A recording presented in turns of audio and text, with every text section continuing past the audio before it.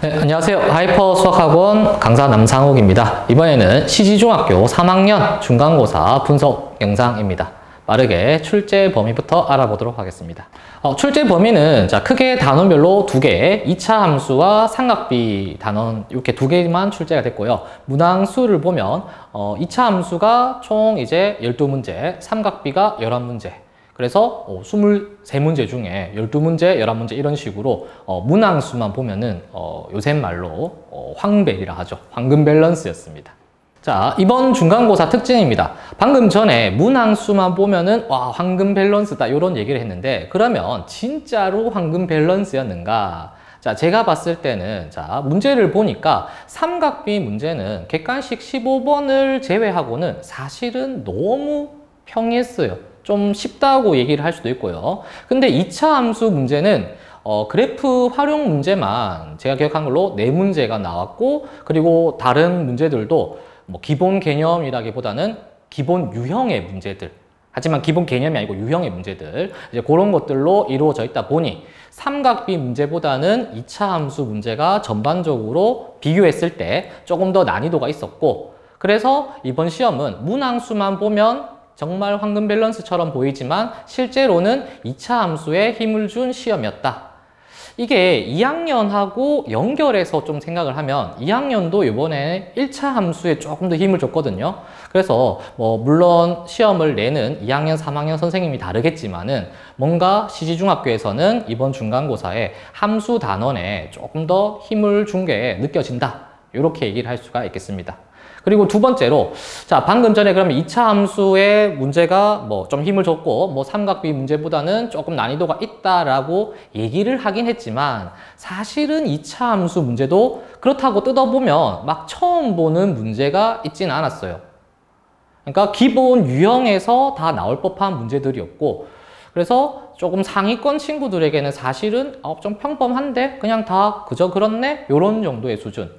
근데 하지만 2차 함수가 잘 안 돼 있거나 꼭 특히 이런 친구도 있어요. 이거 1학기 때 해서 까먹었어요. 이런 친구들이 많은데, 여러분들 이거 생각해야 됩니다. 여러분들은 중3이지만 예비 고1입니다. 예비 고1. 그래서 2차 방정식, 2차 함수 단원은 반드시 필히 복습이 돼 있고 이번에 나왔던 시험 내용 정도는 풀 수가 있었어야 됩니다. 만약에 그게 아니었다 하면은 내가 너무 놓은 게 아닌가, 조금 반성을 좀 해야 되는 시험이 아니었나 싶습니다. 자, 예상 적중 문제입니다. 예상 적중 문제는 사실 아까 얘기했던 것처럼 아까 평범하다 이런 얘기를 했었죠. 그래서 어느 문제지를 갖고 와도 똑같을 것 같아서 일단 준비한 문제가 뭐냐면은 이제 양쪽에 전부 다 기출 문제들인데 2차 함수 그래프 활용을 하는 문제들로 갖고 왔습니다.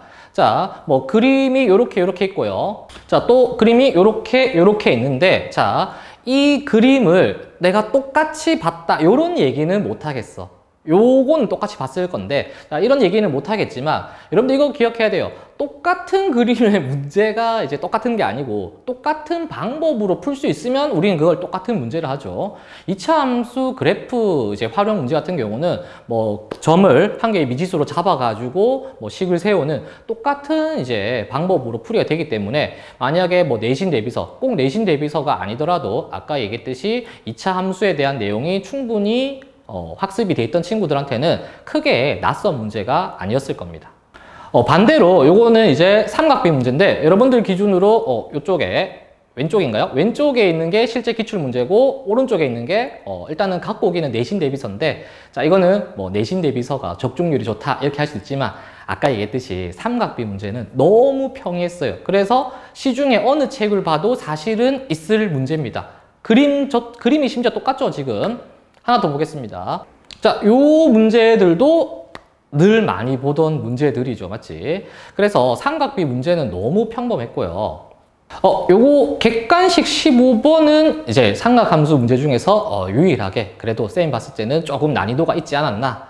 이제 삼각형의 활용, 삼각비 활용, 넓이를 이용해서 비를 또 이용해서 넓이를 구하는 건데, 요 문제가 여기 내신 대비서에 그대로 있었습니다. 물론 B는 다를 수 있지만 요 풀이 방법을 기억하고 있었던 친구들한테는 이제 삼각비 문제 중에서 아마 선생님께서는 이게 제일 어려운 거야 라고 낸 것 같은데, 우리가 미리 학습한 친구들은 쉽게 풀 수 있지 않았을까, 이렇게 생각을 합니다. 자, 마지막으로 다음 이제 기말 대비 핵심 내용입니다.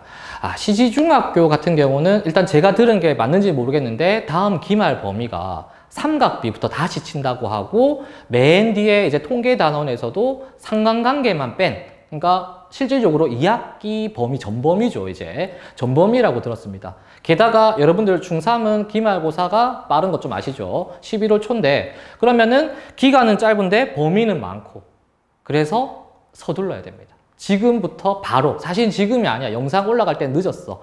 중간고사 끝나고부터 기말고사 대비를 들어갔어야 됩니다. 그리고 두 번째로, 자, 통계 단원이 들어갑니다. 빠지는 거 없이, 뭐 상관관계야 크게 어려운 게 아니니까 통계 단원이 들어가기 때문에 계산이 필연적으로 많이 있습니다. 그러면 뭐야? 이제 시간이 좀 걸리겠죠. 특히나 이제 다른 동네에서 쌤이 문제 봤을 때 어떤 게 있었냐면은 별량을 정말 너무 많이 주는 거야. 그러면은 그게 계산과 별도로 또 헷갈리거나 이게 막 빠져먹는 게 있어. 이제 이런 거 부분을 좀 관리를 잘하고 계산도 시간 관리를 잘해야 된다는 점, 그게 두 번째고, 마지막으로 이제 전범위입니다. 그리고 중간고사 문항수 비율을 봤을 때 선생님들 분명히 모든 단원에 대해서 비슷한 비율로 문제를 낼 가능성이 높아요. 그래서 특정 단원, 나는 이번에 삼각비만 봤는데 망했다. 안 돼. 이제 다음 시험은 이제 삼각비도 잘 보고 원도 보고 통계도 보고, 사실 그게 공부죠. 그게 시험 범위 대비하는 거고. 그래서 모든 단원에 있어서 좀 꼼꼼한 준비가 필요하지 않을까 생각합니다. 자, 여기까지 이상 시지중학교 3학년 이제 시험 분석 영상이었고요. 기말 대비 아까 얘기했던 것처럼 지금 바로 시작해서 기말고사 중학교에서 치는 마지막 시험이니까 유종의미 여러분들 좋은 결과로 마무리할 수 있도록 열심히 했으면 좋겠습니다. 이상입니다.